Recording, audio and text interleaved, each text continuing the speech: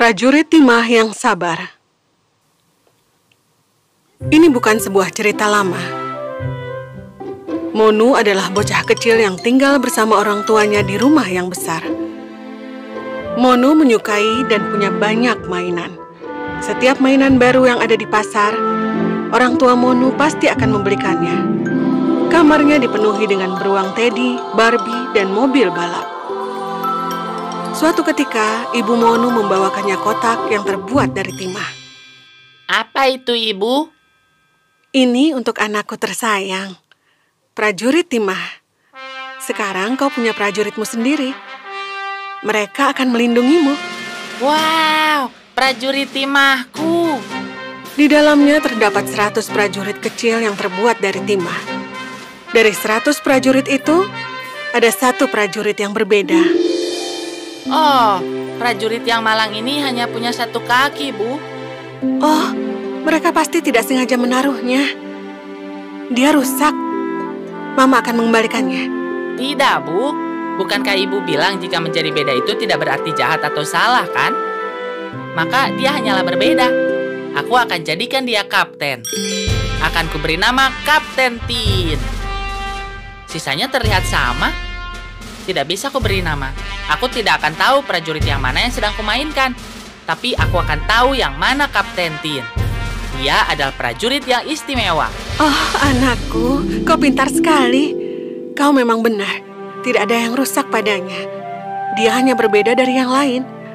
Dia itu istimewa. Monu menyukai Kapten Tin dan menyimpannya di rak. Dengarkan, Kapten Tin. Kau harus menjaga semua mainanku saat aku tidak ada, oke? Sekarang kita tim. Kita akan menjaga satu sama lain. Monu, makan malam sudah siap. Baiklah, Kapten Tin. Sampai jumpa lagi. Tin menyukai Monu. Segera setelah Monu menutup pintu di belakangnya, semua mainan menjadi hidup. Tin melihat semuanya. Sang panda meregangkan punggungnya. Sang jerapah yang telah jatuh dengan aneh berdiri dan meregangkan lehernya. Barbie membalikan lehernya yang mengarah ke arah yang salah.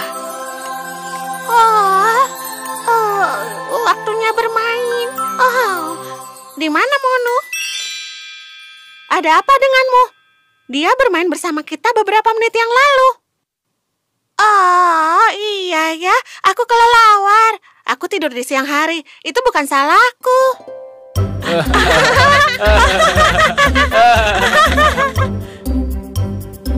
Tapi Tin berhenti mendengarkan mereka. Matanya tertuju pada sosok yang bersinar di kejauhan. Dan itu dia, balerina kertas yang cantik di dalam istana yang besar. Dia memiliki lapisan bersinar yang berbeda di pakaiannya. Yang paling bersinar adalah warna merah hati tepat di tengah-tengah pakaiannya. Dia menari dengan 1 kaki, dan 1 kaki yang lainnya mengangkat di belakangnya. Ada sebuah kolam yang indah di luar istana. Air itu bersinar di wajahnya seperti embun pagi di atas rumput. Tin tidak bisa melihat hal yang lainnya. Wow, aku belum pernah melihat orang secantik dia sebelumnya. Tracy, iya, dia cantik. Dia selalu berdiri 1 kaki. Dia adalah balerina yang tekun. Oh, maafkan aku. Aku tidak bermaksud tidak hormat. Aku tidak tahu jika aku berbicara dengan keras. Oh, kau benar-benar prajurit yang baik, rendah diri, dan juga sopan. Aku merasa terhormat, Tuan. Terima kasih. Itulah yang dikatakannya kepada Tuan Lumba-Lumba, tapi dia tidak akan lupa apa yang telah dikatakannya. Tracy, sang balerina. Tidak perlu waktu lama untuk menyadari bahwa Tin telah jatuh cinta pada Tracy. Siang hari berlalu, semua mainan bermain dan tertawa. Tapi Tin tidak berpaling dari Tracy, walau hanya 1 detik. Aku harus berbicara dengannya. Tapi apa yang akan kukatakan? Apa dia akan menerimaku? Baiklah, setidaknya aku harus mencoba. Itu lebih baik daripada diam di sini dan berpikir tentang itu. Tuan Lumba-Lumba, maukah kau menolongku turun dari rak ini? Aku harus berbicara dengan Nona Tracy. Aku harus memberitahu perasaanku padanya. Tentu saja. Tapi jika kau tidak keberatan, boleh aku bicara sesuatu? Tentu. Tracy adalah balerina tercantik di sini dan kau adalah prajurit Tima dengan satu kaki. Kau pikir dia akan menerimamu? Maafkan aku, tapi aku menyukaimu. Aku tidak ingin kau terluka. Jangan bilang maaf. Kau sudah jujur. Tapi walau hanya punya satu kaki, tidak berarti aku tidak mempunyai hati. Dia berhak tahu seberapa besar aku mencintainya. Aku tidak bisa memutuskan apa perasaannya. Dia bisa menolakku jika dia ingin. Tapi dia harus mengetahuinya dulu. Iya kan? Aku tidak berpikir seperti itu. Kau memang benar. Apa yang orang lain pikir tentang kita itu tidak penting. Yang terpenting adalah bagaimana diri kita. Pergilah. Semoga berhasil, Kapten Tin. Tin mengambil nafas panjang dan menghampiri sang balerina. Dia jatuh beberapa kali saat melompat untuk mendekatinya. Tapi setiap kali dia bangun dan melompat dengan tenaga yang sama. Akhirnya, dia sampai ke istana. Dia begitu gugup, tapi dia merasa yakin dengan yang dia lakukan. Hanya tinggal katakan betapa cantiknya dia dan lalu kau akan tahu dia lebih jauh. Halo, Nona. Aku di sini untuk katakan bahwa aku cantik. Apa? Oh, tidak. Maksudku, kau cantik.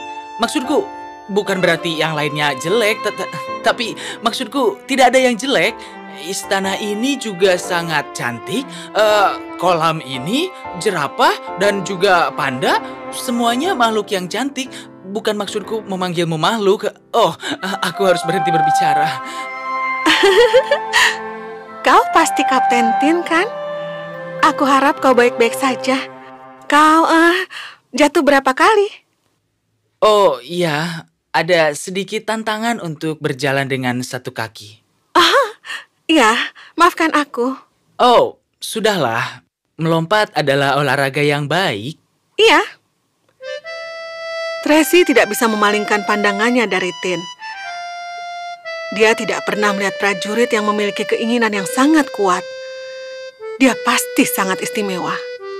Aku datang ke sini untuk mengatakan bahwa kau adalah balerina tercantik dan aku ingin menjadi temanmu.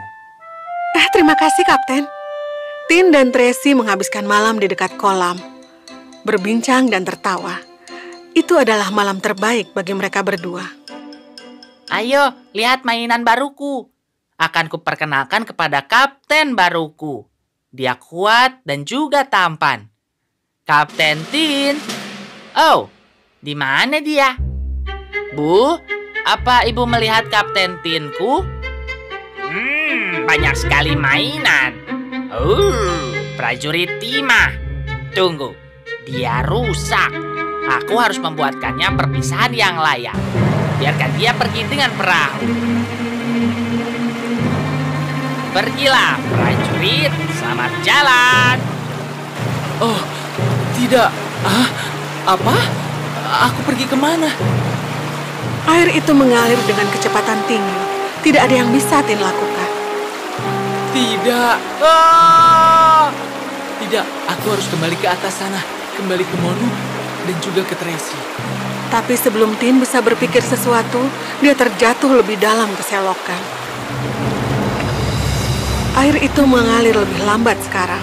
Tapi Tin tidak bisa membelokkan perahu ataupun lompat dari perahu.